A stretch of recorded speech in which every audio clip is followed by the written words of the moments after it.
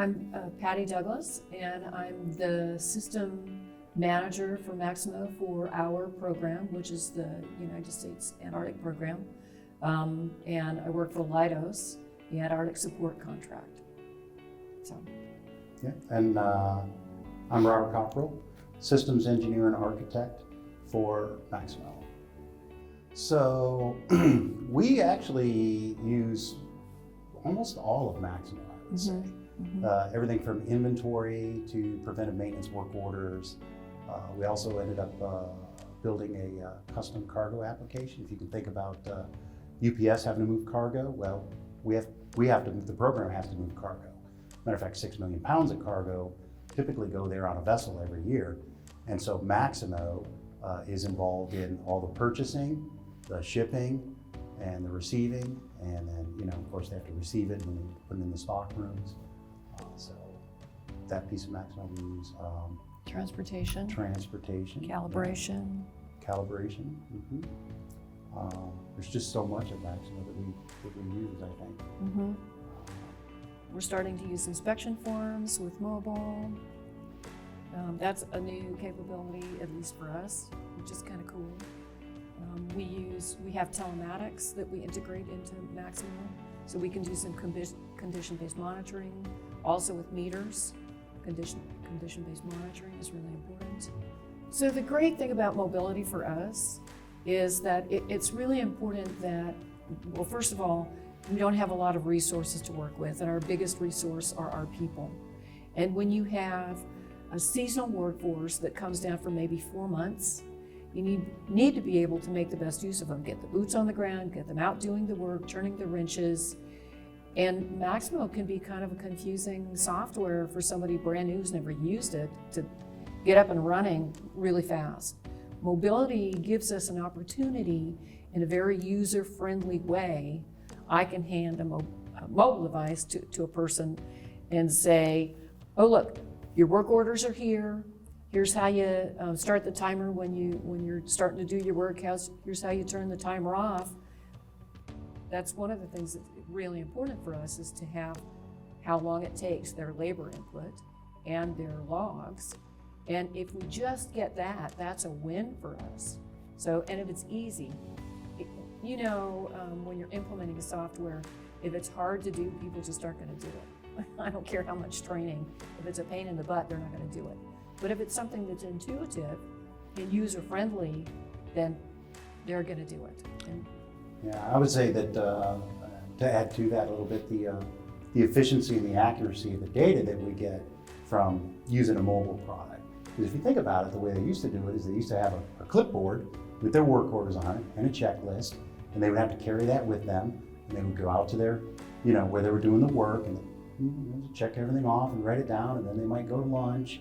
They may have not forgotten to write what time they started and what time they finished. But with and then they would take that clipboard back, and then they would have to sit in front of a kiosk or a desktop, bring up their Maximo account, and go into their work orders, find their work orders, go into them, enter all that data off the paper. So bringing mobility is just a huge time saver, brings in the accuracy, and I think that was recognized as part of the awards, just bringing that technology to such a remote location and improving the efficiency, accuracy, and reducing labor costs for our customer. Well, and the other piece to that is we're able to do a better roll-up of costs to the assets. And that gives us an opportunity to build cases either to replace the assets because they're costing us really more than they should to maintain, or we can see what assets are really working for us. So, oh, this one's great, maybe we need to have more of those. So it's all about data, right? Data.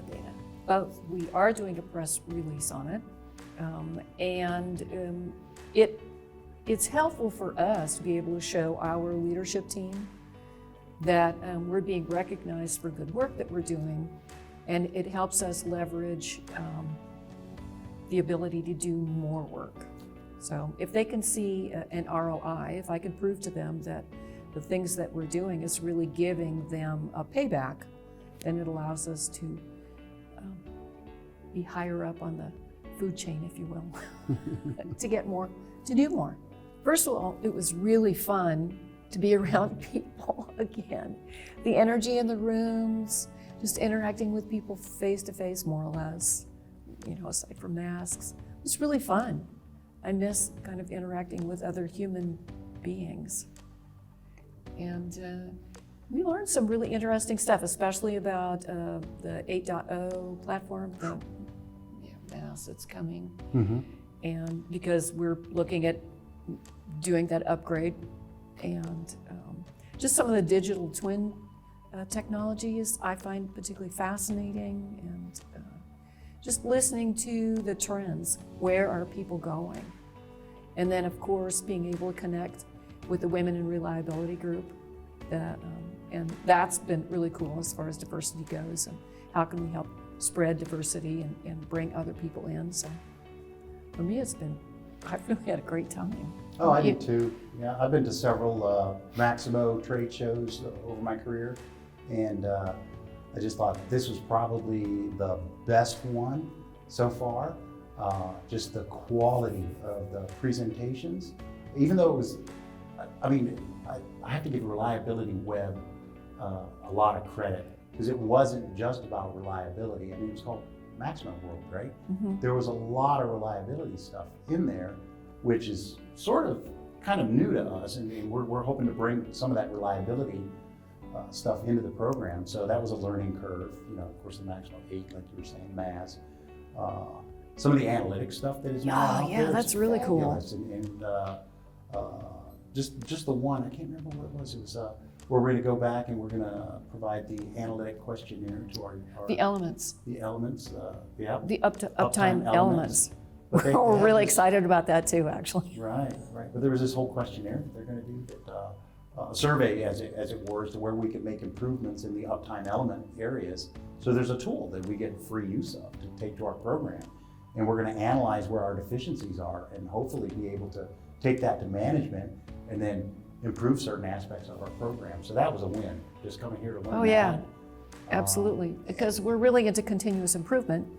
That's important. And also reconnecting and connecting with the people. I got a chance to see some old faces that, from some of the other conferences. Well, and So, I've been doing excellent. a lot of webinars for people, and it was fun, the people that I've been interacting with the webinars, to see them face to face. It's like, I know you. So it's just been fun and energizing.